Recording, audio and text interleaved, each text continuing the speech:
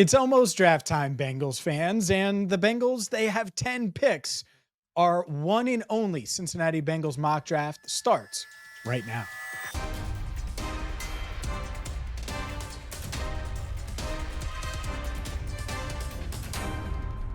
Hi again, everyone, and welcome in to CBT. Today's video is brought to you by Rivertown Inquiry, rivertowninquiry.com, where you can get the Logan Wilson Cowboy shirt. Every Bengals fan needs one of these. Every single Bengals fan. So get yours at rivertowninquiry.com or Rivertown Inquiry, both locations, Findlay Market, Oakley. And let's dive in, because what this mock draft is what I think the Bengals will do. Now, I could get crazy and have them trading up 3 different times or trading down in round 1 and trading up 2 other times, and that could happen. But the point of this exercise is to give you an idea of the players I think the Bengals are targeting, where they're targeting them, and who I think they ultimately pick. And whether or not I'm right, that doesn't necessarily matter. It's about giving you the guys that I think they're going to pick or consider picking in the round, in each round, and going round by round. And so without further ado, let's start with round 1. And if you checked out or if you missed, you should check out the top 10 players in round 1. I break down each guy that I think the Bengals could target at 18, realistically be there at 18, and why they would take them, why they wouldn't. It's a video that dropped on Wednesday right here on Cincinnati Bengals Talk on early Wednesday. So it just dropped earlier today, but make sure that you check that out after this video. But I have the Bengals taking Amarius Mims here. And other targets include Olu Fashanu, Brock Bowers, Byron Murphy, J.C. Latham, Johnny Newton, Quinyon Mitchell. And I think there are scenarios where if Murphy's there, they take him. If Latham's there, they may take him over Mims. I think Brock Bowers is going to be long gone, but if he's there, they could take him. Same thing with Fashanu. This could really come down to Johnny Newton, Amarius Mims, and say Terrion Arnold from Alabama. And I would have Mims just slightly above those other 2 guys. And I would have Newton second, Arnold third. I'm not sure exactly where the Bengals have those guys. Maybe they have Newton ahead of Mims. And that's what's interesting. I do think one of those guys I just named is going to be the 18th overall pick. And I'm going with Amarius Mims. Simple. You can't find 6'7", 340 that moves like him, that pass blocks like him. I know he doesn't have a ton of experience, but you talk to evaluators across the league, and he is someone that has not only the traits, but the film does back it up, even though there isn't a lot of film. So I think the Bengals would be comfortable with him at pick 18 and take Amarius Mims, someone that I would be comfortable with, and I would certainly not only consider taking, I would be in on taking at pick 18. The second round, everyone knows I love Troy Franklin from Oregon. I love a wide receiver here if one falls.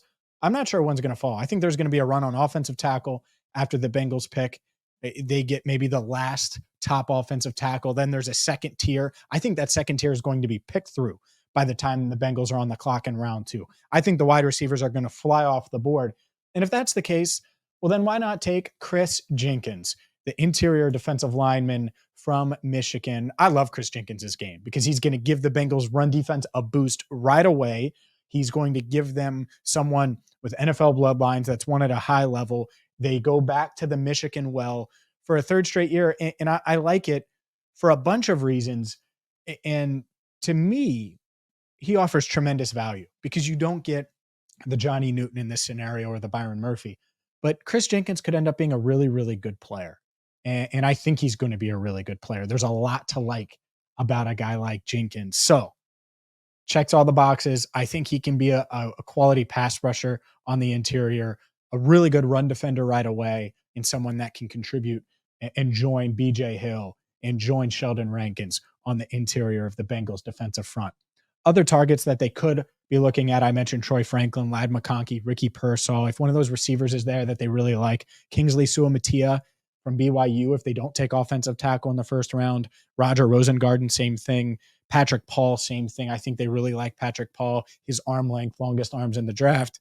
He has similar traits from a height, weight, arm length perspective to Amarius Mims. Amarius Mims is a better prospect, but I think they would consider Patrick Paul here. Say if they go Johnny Newton at pick 18, they may take Paul in round 2.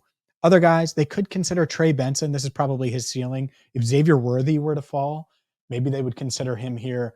But I think Chris Jenkins is someone that they would target here. Rook Orororo, by the way, is someone that they could look at as well from Clemson. And who knows, maybe it's a trade up, maybe it's a trade down. Round 3, Renardo Green, cornerback, Florida State. And Renardo Green went toe-to-toe with Brian Thomas Jr., went toe-to-toe with Malik Neighbors, and is sticky in man coverage, 5'11", doesn't run extremely fast. He's not a blazing cornerback who ran a 4.3, but he's physical, and he's someone that's sticky in man coverage, and I could totally see the Bengals looking at him and saying, all right, but we like him at this stage of the draft. So Renardo Green is who I have the Bengals taking out of Florida State, but Malachi Corley is someone that they could target. If Trey Benson falls, they could target him. Max Melton, Brendan Rice, Brandon Dorlus. If they haven't addressed the defensive line yet, Brandon Dorlus at pick 80 makes a lot of sense out of Oregon. That's someone I would mock there. And then Ben Sinnott, someone that I would be in on at this stage. Will he make it there? Will they be in on him? I think that's certainly interesting. Blake Fisher, another one that they met with. I think 49 is a bit rich for him. And that's, again, while I'm in on offensive tackle in round 1, 80 is probably too late. He's probably off the board by that stage. So we'll see, but those are some guys they could target. Now let's get to their second, third round pick. And I mentioned Brendan Rice. Well, I think it's going to be Brendan Rice. Brendan Rice had a 111 catches for 1,821 yards, 21 touchdowns, and 43 college games. Most of that production was over the past 2 years at USC. He caught a touchdown once every 5.2 catches in college. And so, yes, he's the son of Jerry Rice. I don't want to start with that because I don't think it's really relevant, but I think 6'2", 208, someone who could play the slot right away, and I think has the size and the ability to play outside when they need him to. I think Brendan Rice is going to be pretty high on their board, and that's who I have them taking here at pick 97. Other targets, this is when they could look at a Mekhi Wingo out of LSU, Audric Estime, Brandon Dorlus. If he falls to 97, I think he's very much in play here. Javon Baker, you start to have a conversation about the Central Florida receiver. Dominic Puni out of Kansas, and Tanner Bortolini, who's someone I would be all over right here. He's who I mock to them in my what I would do if they let me do it, a mock draft. The interior lineman from Wisconsin, elite athlete, plays both guard spots and center. But Brendan Rice is the pick here. And you're going to notice this throughout this mock. The guys I have targeted fall a little bit because I think they could target them a bit earlier as possible targets. But then if they fall to them in the next round, and certainly in this case, it's just 18 picks later, Audric Estime is a no-brainer at 115. He's 5'11", 218, or no, 220, 220 pounds. I think he was actually 222 at the pro day to be exact. But he ran a 4.740, which is going to cause him to fall down some draft boards. You watch him. He runs fast. He has explosiveness. He has that breakaway speed. He can be that short yardage back that also adds some explosive runs, those 11 to 20-yard runs. He's going to be that type of player in the NFL. He's one of the youngest players in the draft, not even 21 years old yet. So I certainly think that's someone that the Bengals could target here. And you look at Chase Brown, you look at Zach Moss, you look at Travion Williams. They're all in that 5'9", 5'8" range. That's fine because you get a guy like Audric Estime who can be that short yardage back, but also give you some explosion and maybe develop into your bell cow in the future. I do think it's a running back by committee this season. In the 5th round, or other targets, by the way, in the 4th round, Dwayne Carter, Bucky Irving, Leonard Taylor, Malik Washington, Brandon Coleman, Luke McCaffrey, and Javon Baker. Again, I think if they have an addressed wide receiver, Baker could be in play there. Round 5, the Bengals snap the streak here. Eric All, the tight end out of Iowa. I think he makes a ton of sense. He is a quality pass catcher. He's a quality blocker. The question here is health. Well, the Bengals have as good of a health picture of his health, at least, as they could at this stage. They met with him at the Combine. They met with him at Iowa's Pro Day, and they brought him in for a top 30 visit. Eric All makes a ton of sense. Jaheim Bell, Tip Raymond, 2 other tight ends they could target here. Caden Wallace out of Penn State if they want to double dip at offensive tackle. Luke McCaffrey, they're looking for a straight-up Tyler Boyd replacement. I love him at this stage of the draft. Isaac Garendo, they haven't addressed running back. And then I think McKinley Jackson, the defensive tackle, McKinley Jackson certainly in play there as well. I have their 6th rounder, Jordan Jefferson, defensive tackle, LSU. I have him ahead of Jackson on my board. I think they will have him ahead of Jackson on their board. And it's pretty simple. You need another big body. You're talking about a 313-pounder in Jefferson. Maybe he gets up to 320 and gives you some nose tackle snaps this year. I certainly think he's going to help your run defense right away. Complements Chris Jenkins really well as two young defensive linemen that you like on the interior. So Jordan Jefferson makes a ton of sense. Other guys that would make sense: Taj Washington, Jordan McGee, Quantez Stiggers, Justin Rogers, Tip Raymond again, McKinley Jackson, Caden Wallace, and Christian Boyd. 3 picks to go. And this is where the Bengals go linebacker. I think Jordan McGee out of Temple makes a ton of sense. He's smaller, but he tested like an elite athlete. You're talking about a special teamer, someone that can come in and fill that Marcus Bailey role. Marcus Bailey's still a free agent. And so I totally think that Jordan McGee is on the Bengals draft board.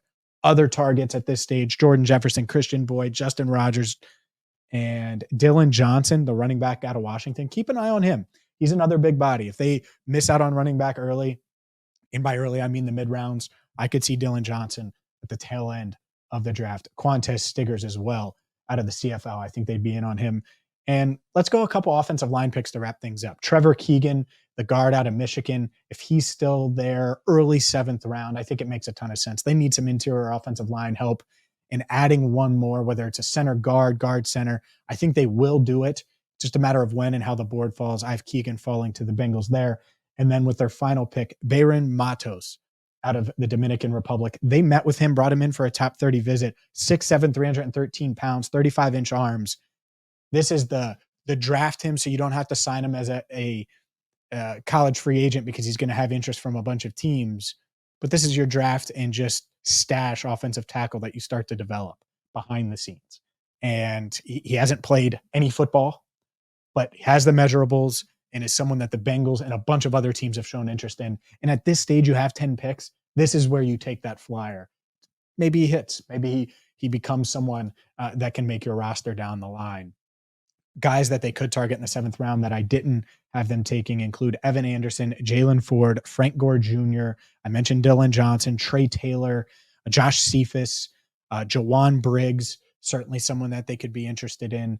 And so there's a lot of guys like that where there could be some good value there, good sleeper potential. But overall, I had the Bengals using all 10 picks.